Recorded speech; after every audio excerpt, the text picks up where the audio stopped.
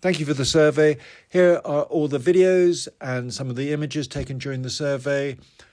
I aim to put it the right way up, but apologies if occasionally one or two films or videos are upside down or 90 degrees. The primary purpose is as a record of the conversation, the conclusions and recommended actions develop as we go along.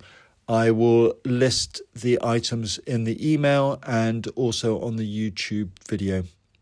So what we're going to do is turn on the thermal imaging camera where blue is cold, and you'll see that the mould lines up with where there's heat loss.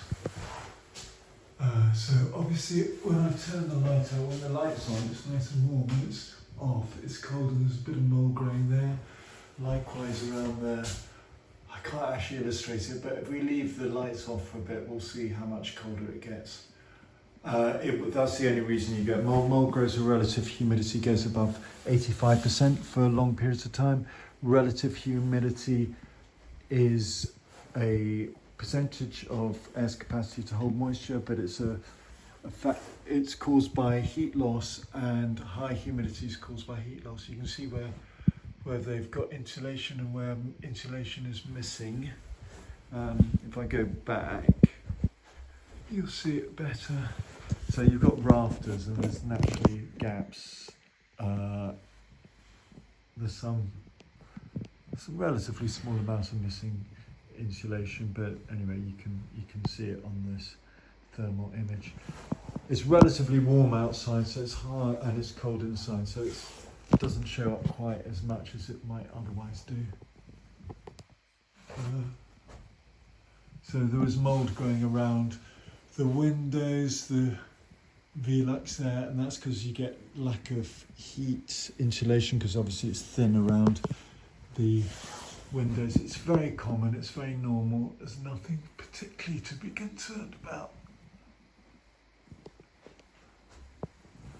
And then in the front room,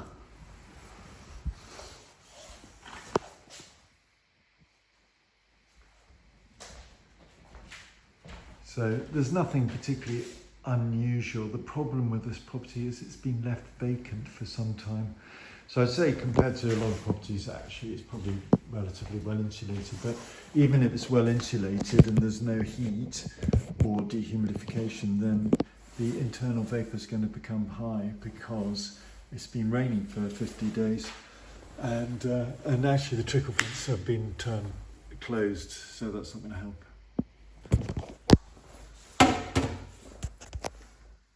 So it's like brown staining around here, but it's dry, so it could be. I'll have a look on the outside, but I'll video your questions and my answers so that you don't need to note anything down. But I can tell you what I've seen so far, and then you can tell me what else concerns you. So in the bathroom, you've got mould growing around that light there, and you've got mould and signs of condensation around the Velux window, and it's similar with the other Veluxes. And then you've got a little bit of damp here, just up there, and I'm going to have a look on the outside to see if there's a reason for it. So when you've got brown stain, it tells me that water has passed through building material, either over timber or through bricks, and it's normally a sign of penetrating damp from rainwater on the outside. It can be caused by condensation. Any source of water will cause brown staining.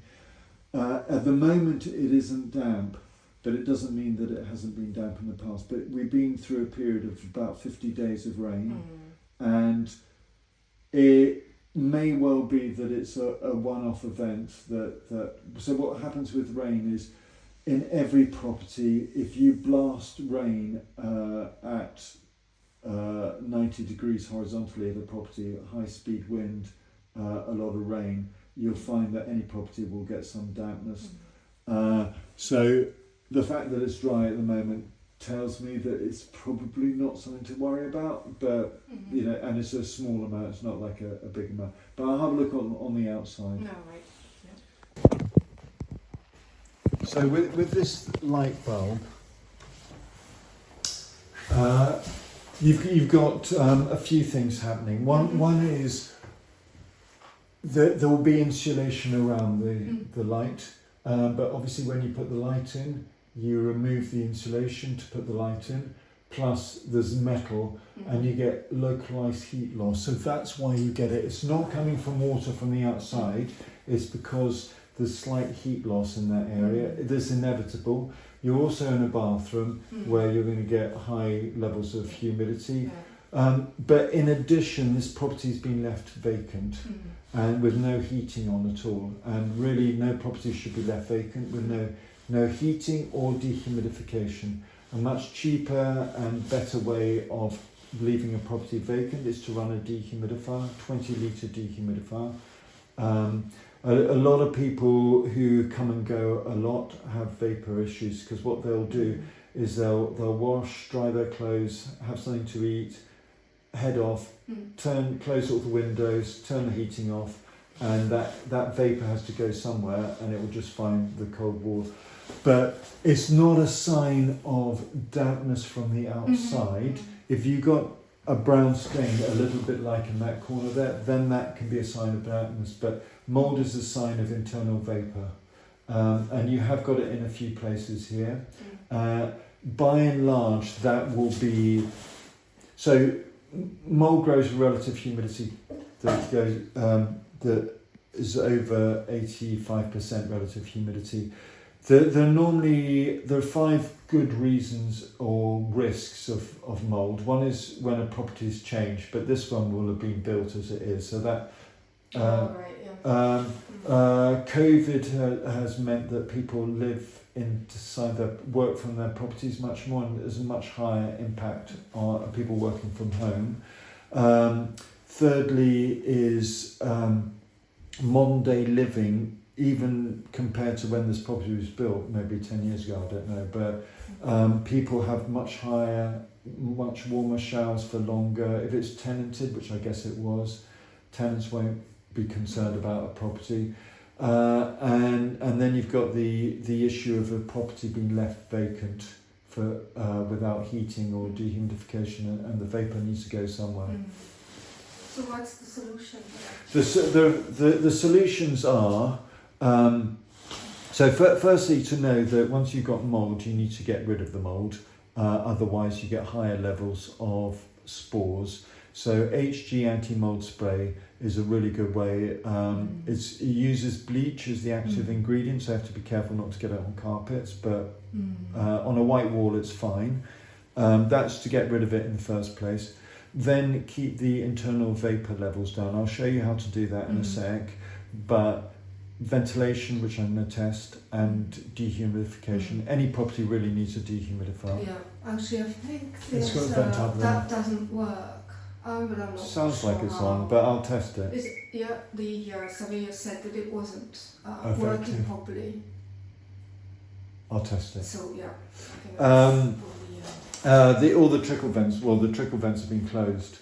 So it's what tenants do, is they close off all the ventilation, because tenants worry about their heating bills and not about the ventilation. Yeah.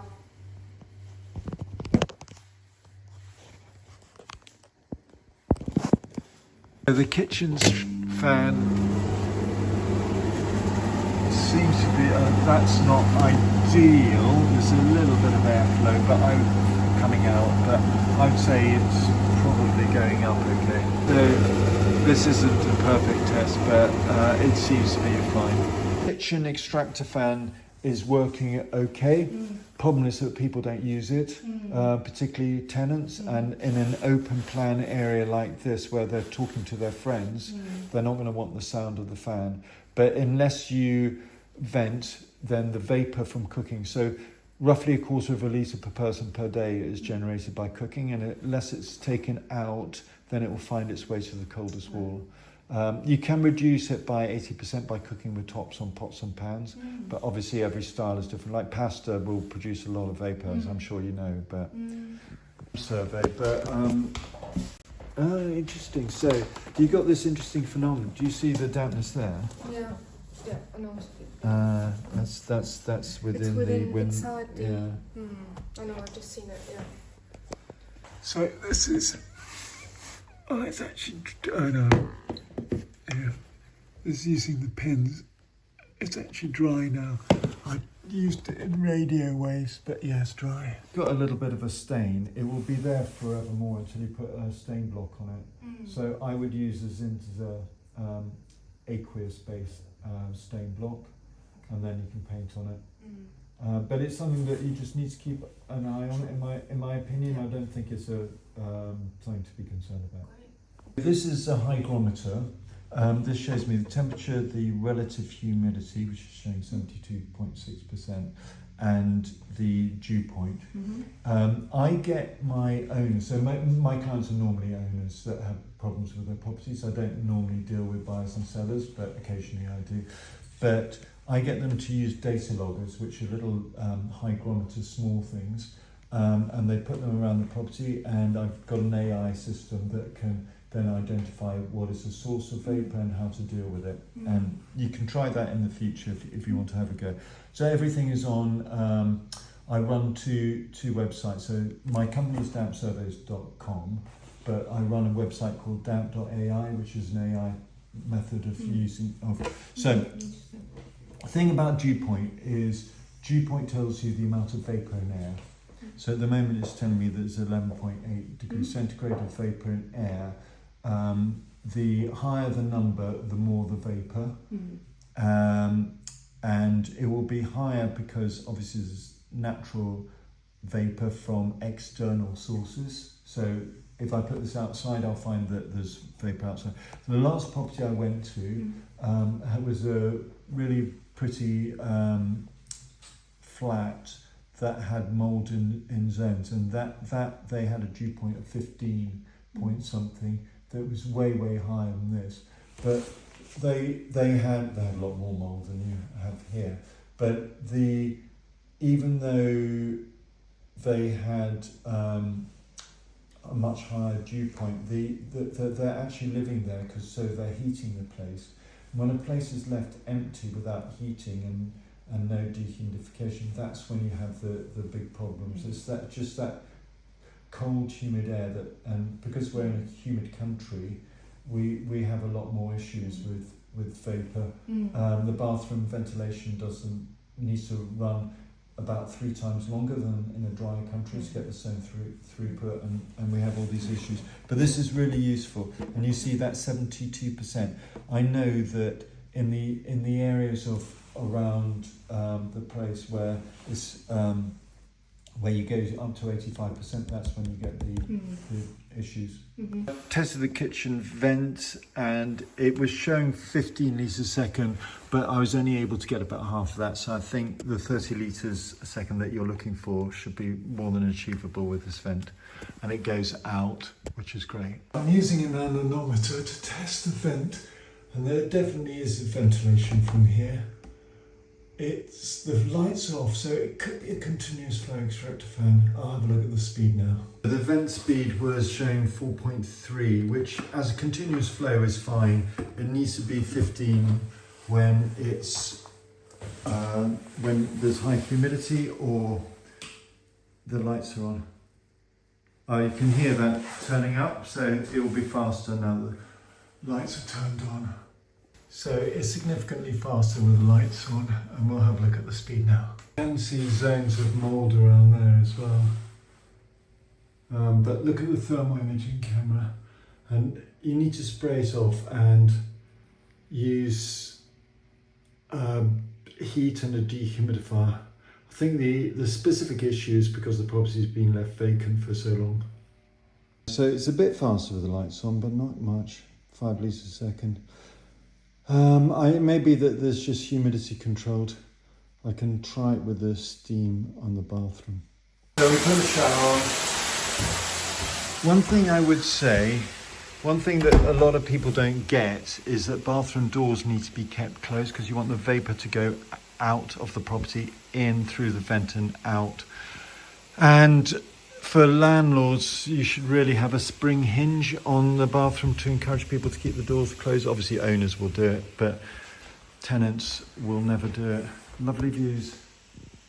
I've run the shower for a few minutes, but there's no heat coming through, suggesting that either the heat is off on the boiler, I'll have a look at that, or that it has a status of F on the Logic Combi 35. I'm obviously nothing to do with the heating side, but yeah. But there's no water coming through. The radiator's showing, and that says max. I don't know, but there's no heat coming from the shower, and it hasn't affected the...